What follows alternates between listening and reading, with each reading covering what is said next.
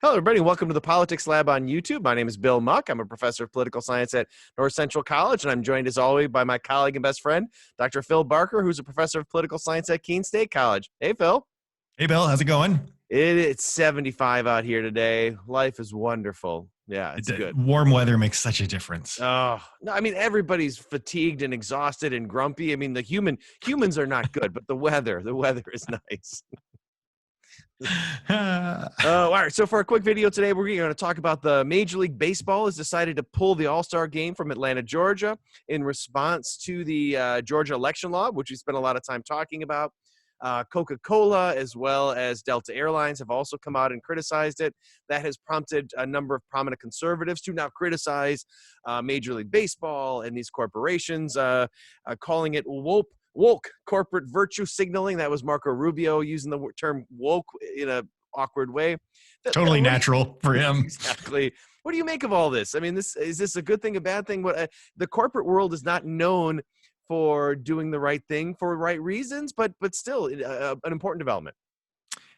Yeah. So as I think about it, I think, I mean, we can come back around to whether it's good or bad. The first point that I think is worth making is that I think whether it's good or bad, it reveals something about where we are as a society, because corporations are corporations. Like, there are some that do more good and more charity and whatnot, but they're driven by dollars, right? They're driven by financial pressures. They're by customers and all of that stuff. And so if corporations like Coca-Cola and Delta and Major League Baseball, they're not like, those are not liberal hippy dippy organizations, right? So if they're feeling like pressure to actually make either open criticisms, there was an article in the New York Times that you sent me earlier today about talking about Delta and how some of the policy stances they've taken in recent years have cost them like millions of dollars in tax cuts. So if they're still willing to do that, it reveals something about where we are as a society, right? So and you and I talk a lot about changing norms and evolving norms, and we've also talked over the last few weeks about how the Republican Party is on the wrong side of so many issues from a sort of popular standpoint, right? They're not in line with like a broad American public, and so this is just one more evidence of that, right? If Coca-Cola and Delta are taking quote unquote controversial stances, it's because the cost was greater to not take that stance. So, I see that as like revealing about the extent to which sort of the social tides have shifted. What do you think? Yeah, I think that's right, because you're spot on to say, like, corporations don't want to be forced to take a political side, because it means in this environment you instantly lose 50% of your potential consumers. So they want to wiggle out. And the fact that they're now making these hard calls increasingly, like over the last 4 or 5 years throughout the presidency, you saw corporations take a political stand in a way that they just didn't do before. And it's a big deal. It's going to cost them votes. It's going to cost them some money, not votes. It's going to cost them some support. So it is really significant. And I think your framing of this to say, where is the country as a whole moving?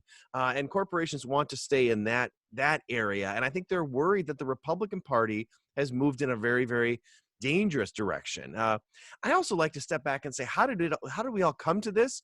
I mean, this comes back to Donald Trump, right? I mean, this is the reason all of this is happening. All of these election laws are being pursued is not because we've suddenly found evidence of widespread voter fraud. We have not. At any level, there is no evidence of that. But Donald Trump told a big lie, which then forced Republicans to support that, which then led to these efforts at election reforms. I mean, all of this goes back to the election, and you kind of look at it piece by piece, and it seems so strange that Georgia is willing to do this until you appreciate all of the ways that President Trump has pushed the country. It's really astounding that we're at this point where now they're moving the Major League Baseball All-Star game because of the big lie from Donald Trump. It is also an example of where increasingly, I think that the sort of right-wing media environment is shaping the political activity of the right. So that, like you said, Donald Trump was sort of a media star. He gets his arguments, his claims out there. And even though there's no evidence to back them up, Fox News and all these other groups run with them.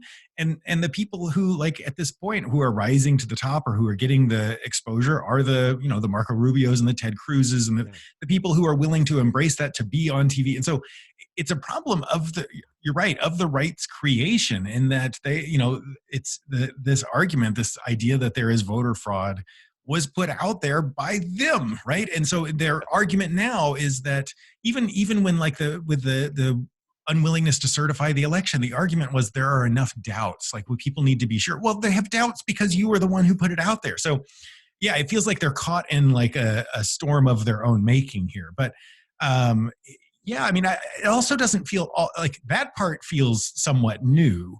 Uh, the bigger idea of, like, corporations taking a stand, I think you're right. They don't want to do that, but it's also not particularly new. I don't Mhm. think. I mean, corporations do have to take a stand. They live in a world in which there are issues, there are social issues, there are moral issues, and you have to take a stand. You can't just be some abstract amoral entity, because even choosing to be amoral, choosing to not have a stand, is in some way, it's a stance. And so it's also a little strange coming,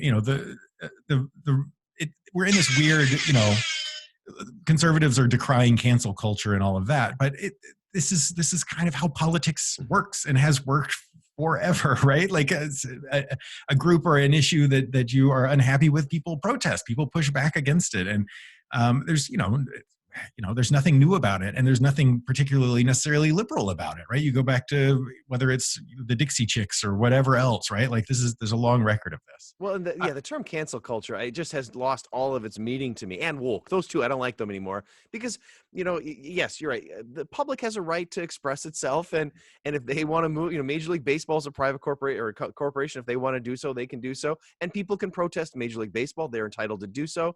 Donald Trump is now telling people not to drink Coca-Cola. That's his right too, right? I mean, but it's not this, like, we're not canceling everybody all the time. It's just this is part of the democracy. This is how it works, and the greater argument will work out. So we've created a situation where Republicans, back to your point, have to choose between Donald Trump or Major League Baseball, right? I mean, then they have decided they're going to align themselves with Donald Trump, which means that you have to continue to support the lie of the election, which means that you have to support the Georgia election reform, which means you're going to lose Major League Baseball. I think it's so curious that they've made that choice to say we're willing to go all in, even if it means we're going to be cast as racist by Coca-Cola, Delta Airlines, Major League Baseball. I mean, I don't get it.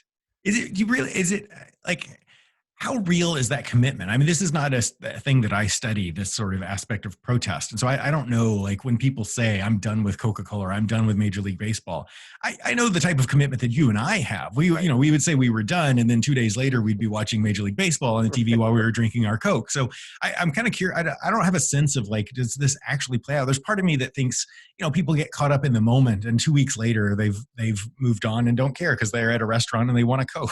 But It's a great I could question. be I wrong. know when Trump was going after NFL football, and remember he was president, he was attacking them. There was a slight decline in viewership, whether that was because of Trump or not. I mean, who knows? So it has some effect, but I think you're right. Not a dramatic effect. And I can't imagine that Coke or Delta will face much like immediate impact. Although, like you said, they'll lose some tax money from that, because it sounds like conservatives in Georgia are going to attack that, and they may try to pull some protective status away from Major League Baseball. So there will be consequences for that. And again, I don't know if we should be I mean, I think we should be applauding these companies for doing the right thing, but I think it's kind of an easy choice at this point to make, right? Are you going to support an effort that is, I think, fairly accurately described as voter suppression, or not? And if it was more gray, if it was more muddy, I think it would be easy for those corporations to take a more bland stance. But I think this is a relatively easy one to do. I think you're right. I think we are in a moment where it is a politically divisive issue, but, like, when you scratch below that and look at the actual issue at hand, like, do you support, again, making it harder for people to vote, or do you support, like, embracing the idea that people get to choose their government? It's not hard to decide which side you should be on in that one. Well, I and there's don't been a think. lot of interesting focus on what's in the bill, right? And even Biden has misspoken about what's actually in there and got some of the details wrong. And interestingly, the bill does expand some voting rights in rural areas. It's really in the urban areas where you've seen a number of contractions, right? I So don't. it's Why is that? I don't know why that would happen, Bill. I'm stumped.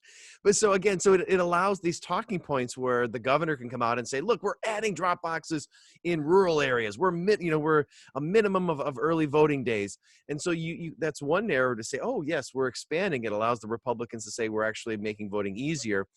They're not focusing on the ways in which the rules in the more urban areas will have a likely impact of decreasing turnout. So it's, it gets everybody what they want. And at the end of the day, I think we all lose.